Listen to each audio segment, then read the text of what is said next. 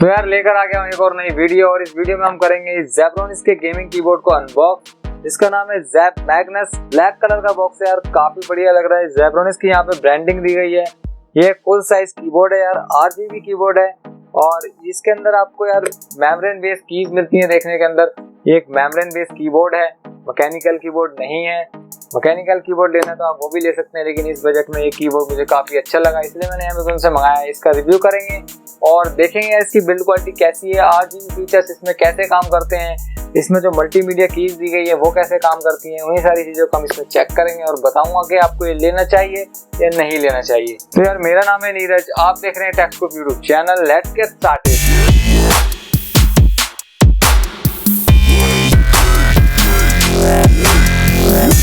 तो भाई ये रहा कुछ इस तरह से बॉक्स हमें देखने को मिलता है। प्रीमियम गेमिंग कीबोर्ड ऊपर लिखा हुआ है, नीचे लिखा हुआ है ज़ैप मैग्नस, साइड में लिखा हुआ है ज़ेब्रोनिक्स की ब्रांडिंग, उसका लोगो, और नीचे की तरफ देखें तो कुछ फीचर्स हमें दिखाई देते हैं जिनके बारे में आपको वीडियो में आगे बताऊंगा। वीडियो को स्किप मत करना, पूरा देखते रहना, सारे फीचर के बारे में बताऊंगा। बॉक्स को कर लेते हैं ओपन। तो यार ओपन करने के बाद पैकिंग कुछ इस तरह से दिखाई देती है। इसको पैकेट को बाहर निकाल लेते हैं और देखते हैं कीबोर्ड कैसा लगता है। कीबोर्ड कुछ इस तरह से दिखाई दे रहा है।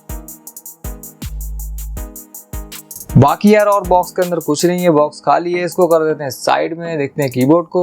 तो दोस्तों ये रहा कीबोर्ड का फ्रंट लुक।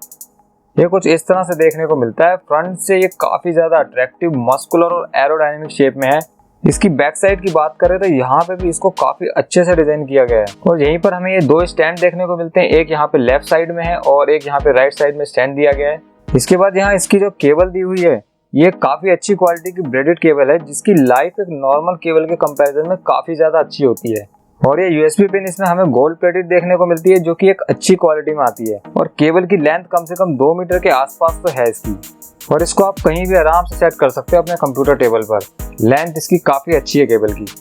तो यार अब मैं बताता हूँ आपको इसकी मेन हाईलाइट फीचर के बारे में, जो कि है ये 3 मैक्रो कीज और लेफ्ट साइड में दी गई ये 5 मल्टीमीडिया कीज।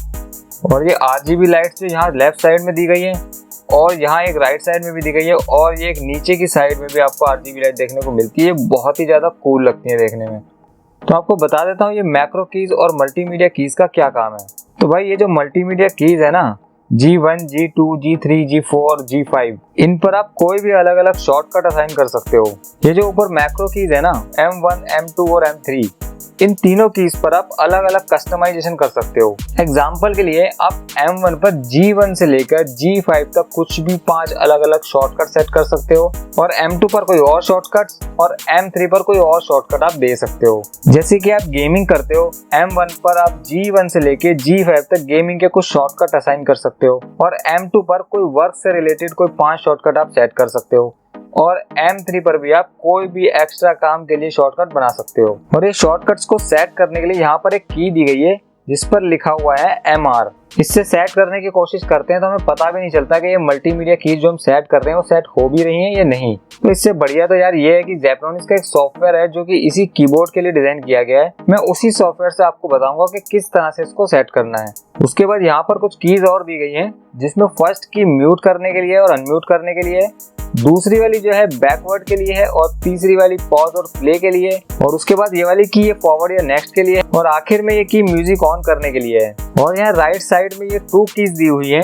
इनसे हम कीबोर्ड की RGB लाइट के मोड्स को और ब्राइटनेस को चेंज कर पाएंगे। इस कीबोर्ड में 3 तरह के RGB मोड्स दिए हुए हैं। ये फर्स्ट वाली की आप प्रेस करेंगे तो आप ये तीनों मोड्स में से जो भी सेट करना चाहते हो वो कर सकते हो। ये तीनों मोड्स में आपको लाइट्स कुछ इस तरह से चेंज होती हुई दिखाई देंगी। उसके बाद यहाँ एक दूसरी की से आप लाइट की ब्राइटनेस लेवल को कंट्रोल कर सकते हो, और इसमें ब्राइटनेस लेवल भी आपको 3 ही दिए गए हैं। अब अगर ये कीबोर्ड की RGB लाइट बंद होती है तो आप इसको एक बार प्रेस करोगे तो ये फर्स्ट लेवल की ब्राइटनेस आपको दिखेगी। उसके बाद ये सेकंड लेवल की और ये थर्ड लेवल की ब्राइटनेस यहाँ दिखाई देती है। अगर आप इस की को एक और बार प्रेस करोगे तो ये कीबोर्ड ब्रीदिंग मोड पर चला जाएगा। अभी आप देखो ये इसका ब्रीदिंग मोड आपको धीरे धीरे दिखने लगेगा। काफी टाइम लगता है इसको लाइट को डिम करके वापस आने में। बस यही एक कमी मुझे इसमें लगी कि ये काफी टाइम लेता है ब्रीदिंग में। बाकी जो और कीबोर्ड्स आते हैं उसमें थोड़ा सा फास्ट होता है। अभी तो काफी सही लग रहा है कीबोर्ड, और बाकी और कुछ कमी मुझे इसमें नहीं लगी है। और एक और सबसे अच्छी बात इस कीबोर्ड में मुझे ये लगी कि यार इसमें ना बैकलाइट दी हुई है। ये आप देख सकते हो यहाँ पर इन अल्फाबेट्स में भी लाइट्स दिख रही है, जिससे हमें लो लाइट्स में भी अंधेरे में कीज को देखने में कोई दिक्कत नहीं होगी। अंधेरे में इस कीबोर्ड के साथ आप आराम से गेमिंग का मजा उठा सकते हो। और इससे पहले यार मैं जेब्रोनिक्स का ये ट्रांसफॉर्मर कीबोर्ड यूज कर रहा था, जो कि काफी फेमस भी है, लेकिन उसमें अल्फाबेट्स में लाइट्स नहीं दिखती है, तो उसको अंधेरे में देखने में काफी दिक्कत होती है और उसमें हैंडरेस्ट भी नहीं है। लेकिन इस वाले कीबोर्ड में यार ये जो हैंडरेस्ट दिया गया है ना, काफी कंफर्टेबल है। इसको यूज करते टाइम मुझे काफी कंफर्टेबल फील हुआ और इस पर आप काफी देर तक गेमिंग करोगे ना तो हाथ में आपको बिल्कुल भी पेन फील नहीं होगा। काफी सही है इसकी पोजीशन, मेरा हाथ इसमें काफी अच्छे से सेट हो गया है। आप ये देख सकते हो किस तरह से मेरे हाथ की पोजीशन इसमें आ रही है और ये काफी मेरे को कंफर्टेबल फील हो रहा है। मुझे लग नहीं रहा कि अगर मैं इसको काफी देर तक काम करूंगा तो मेरा हाथ यहाँ पे पेन करेगा। तो हैंडरेस्ट इसका यार काफी पसंद आया मेरे को। और यार ये एक गेमिंग कीबोर्ड है, तो यहाँ पर एक विंडोज की लॉक का फीचर भी दिया हुआ है। कभी कभी हम गेम खेल रहे होते हैं और काफी इंटेंस मोड पर चले जाते हैं, तो जल्दी जल्दी के चक्कर में हमसे विंडोज की प्रेस हो जाती है। और अगर आप कोई ऑनलाइन गेम खेल रहे हो तो यार उसी टाइम पे अगर ये विंडोज की प्रेस हो जाती है तो वहां से एक विंडोज का पॉपअप निकल जाता है और इससे आपका सारा गेम खराब हो सकता है यार। आपका प्लेयर वहीं पर मर सकता है इस बटन के प्रेस होने से। तो अगर आप ये लॉक की प्रेस करोगे तो ये विंडोज की लॉक हो जाएगी और यहाँ पर एक लाइट ऑन हो जाएगी, जिससे आपको पता चलेगा कि विंडोज की लॉक हो चुकी है। इसकी कीज की आवाज मैं आपको सुना देता हूँ कैसी साउंड ये करती है।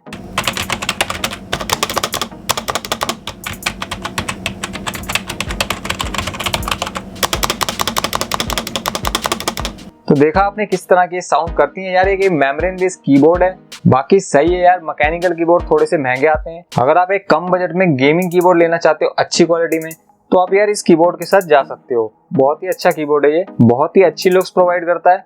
आप इसको लेने के बाद निराश नहीं होगे यार, इसकी क्वालिटी बहुत अच्छी है। टेबल पे रखा हुआ बहुत ही बढ़िया लगता है ये। तो चलो यार फिर स्क्रीन पे दिखाता हूँ आपको मैं किस तरह से मैक्रो कीज काम करती हैं इसके दिन, और किस तरह से आपको ये G1 से लेकर G5 तक जो मल्टीमीडिया कीज दी गई हैं इनको कैसे इसमें आपको सेट करना है। ठीक है, तो चलते हैं स्क्रीन पर। तो यार सबसे पहले आपको क्या करना है, आपको एक गूगल क्रोम खोलना है। गूगल क्रोम पर आपको टाइप करना है जेब्रोनिक्स। ठीक है, उसके बाद यहाँ पे फर्स्ट नंबर पे जेब्रोनिक्स की वेबसाइट खुल जाएगी। इसको आपको ओपन करना है। ओपन करने के बाद यहाँ पे आपको सपोर्ट में जाना है। सपोर्ट में जाने के बाद यहाँ पर ड्राइवर्स डाउनलोड लिखा हुआ है, यहाँ पर क्लिक करना है। यहाँ पर क्लिक करने के बाद यहाँ पर आपको लिखना है मैग्नस। ठीक है, जैसे ही आप यहाँ पे मैग्नस लिखेंगे यहाँ पे एक ड्राइवर आ जाएगा, इसको आप डाउनलोड कर लेना यहाँ से। ठीक है, अब इसको डाउनलोड करने के बाद इंस्टॉल कर लीजिएगा। इंस्टॉल करने के बाद यह ड्राइवर आपको इस तरह से दिखेगा। मैंने यहाँ पे पहले से इंस्टॉल कर लिया है, बाकी मैं आपको दिखा देता हूँ। यहाँ पे जेब्रोनिक्स का ड्राइवर इस तरह से दिखेगा, इसको आप ओपन कर लेंगे। तो ओपन करने के बाद ये कुछ इस तरह से स्क्रीन आपको यहाँ पे दिखेगी। अब यहाँ पर इस स्क्रीन में आप देख रहे हो यार, यहाँ पे ना तीनों मैक्रो कीज यहाँ पे आपको दिखाई दे रही है। यहाँ पे ये M1, M2 और M3। ठीक है, अब मैं M1 प्रेस कर रहा हूँ तो M1 हाईलाइट है, M2 प्रेस कर रहा हूँ तो M2 हाईलाइट हो गया, आप यहाँ पे देख रहे हो। और यहाँ पे M3 प्रेस करता हूँ तो M3 हाईलाइट हो गया। ठीक है, इसी तरह से हम अब इसमें क्या करेंगे, कीज को कैसे सेट करना है वो मैं आपको दिखाता हूँ। आपको यहाँ मैक्रोज में जाना है। मैक्रोज पे आप जैसे ही क्लिक करोगे उसके बाद आपको M1 पे कौन सी की सेट करनी है, उसके लिए आपको पहले M1 प्रेस करना है। M1 आपने प्रेस किया। अब प्रेस करने के बाद आपको ये यहाँ पे 5 मल्टीमीडिया कीज दिखाई देती है। ठीक है, तो उसके बाद आपको G1 पे जो भी यहाँ पे शॉर्ट कमांड सेट करनी है, जो भी मर्जी, काफी सारे फीचर इसमें असाइन है। Macro, multimedia, Windows manage, mouse function, default function, assign है, shortcut, quick launch, no function, बहुत सारी चीजें हैं।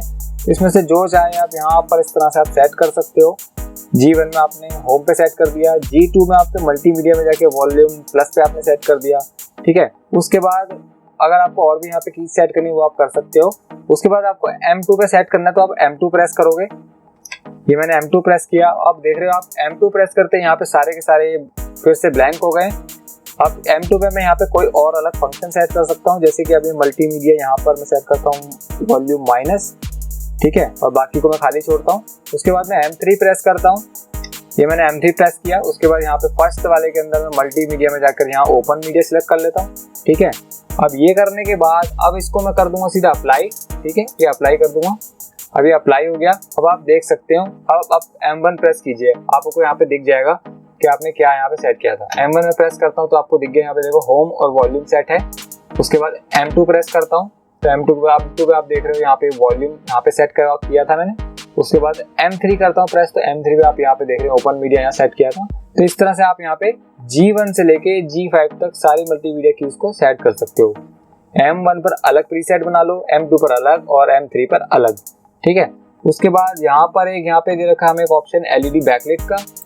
आप इस पे क्लिक करोगे तो यहाँ पे आप देख रहे हो इस तरह जो मैंने आपको कीबोर्ड में बताया था बटन से, जिसमें आपको लाइट्स के मोड चेंज कर सकते हो और ब्राइटनेस चेंज कर सकते हो, वो आप यहाँ से भी कर सकते हो। जैसे इसमें मोड दे रखे हैं, मोड 1 दे रखा है, उसके बाद यहाँ पे मोड 2 दे रखा है, मोड 3 दे रखा है।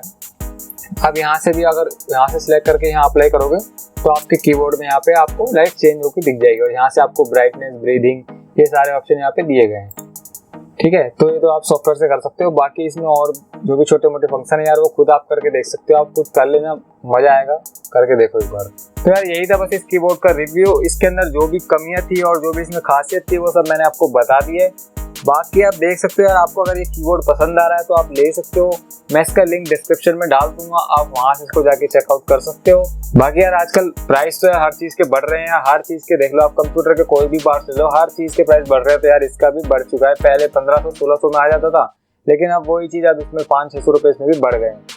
तो अब ये समझ लो कि सस्ता तो देखने को मिलेगा नहीं यार। आप अगर लेना चाहते हो तो इस कीबोर्ड को बाय कर सकते हो। बाकी वीडियो कैसी लगी यार कमेंट में मुझे बताना यार, अच्छी लगी तो वीडियो को लाइक करना और यार अपने दोस्तों के साथ भी शेयर करना। मिलता हूँ नेक्स्ट किसी वीडियो में, तब तक के लिए take care and good bye.